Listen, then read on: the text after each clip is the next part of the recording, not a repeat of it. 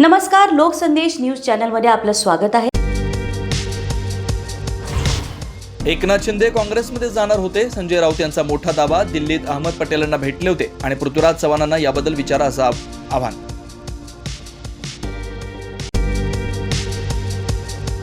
नाना पटोले यांच्या ऑफरबद्दल त्यांनाच विचारा। शरद पवारांनी झिडकारला प्रश्न। सत्तेचा गैरवापर करून कोणी धार्मिक तेढ निर्माण करतंय का, असा सरकारला दिला सल्ला।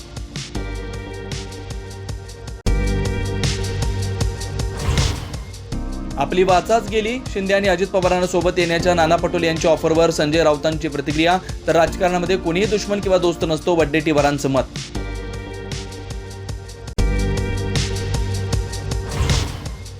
मराठी साहित्य संमेलनाच्या उद्घाटनाला आल्याबद्दल पवारांनी मानले पंतप्रधान मोदींचे आभार। बाजीराव पेशवे, बाजी शिंदे आणि मल्हारराव होळकरांचे पूर्णाकृती पुतळे तालकटोरा स्टेडियममध्ये उभारण्याची केली मागणी।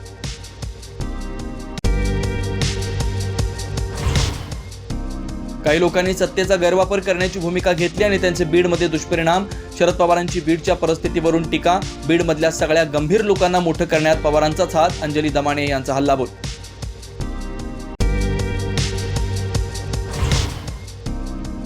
मंत्रिपदानंतर आता धनंजय मुंडे यांची 6 महिन्यात आमदारकीही जाणार। करुणा शर्मा यांचा दावा। निवडणुकीच्या प्रतिज्ञापत्रात करुणांच्या नावाचा उल्लेख केला नसल्यानं कोर्टात लढाई।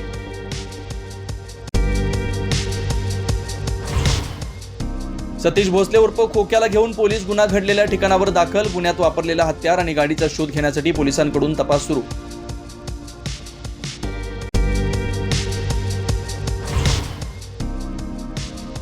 खोक्याचं घर पाडायला सरकारने घाई केली। आमदार सुरेश धसानी व्यक्त केली खंत। घर पाडलेल्या जागेला उद्या भेट देऊन कलेक्टर आणि वन विभागाला जाब विचारणार।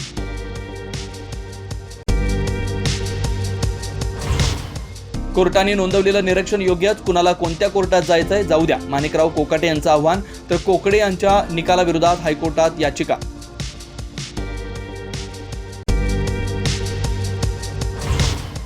महाराष्ट्रातून औरंगजेबाची कबर हटवण्यासाठी बजरंग दल आणि विश्व हिंदू परिषद आक्रमक। 17 मार्च रोजी आंदोलन करून मुख्यमंत्र्यांना देणार निवेदन। तर औरंगजेब कबर परिसरामध्ये पोलीस बंदोबस्तात वाढ। अशाच विशेष घडामोडींसाठी आमच्या YouTube चॅनलला सबस्क्राईब करा, फेसबुक पेजला लाईक करा आणि इन्स्टाला फॉलो करा।